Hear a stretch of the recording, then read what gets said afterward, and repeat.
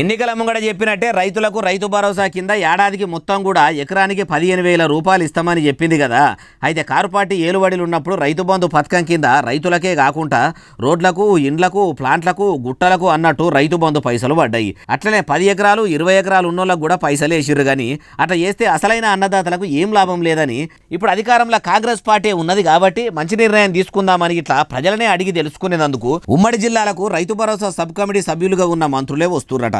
ప్రతి జిల్లాల తిరుగుకుంటా రైతులను అడిగి ఏం చేస్తే మంచిగుంటది, ఏం కథ అని అన్ని ముచ్చట్లు అరుచుకుంటారట. మంచి నిర్ణయం తీసుకుందామని ఇట్లా ప్రజలను అడిగి వాళ్ళ అభిప్రాయాలు తెలుసుకుందామని వస్తున్నారట.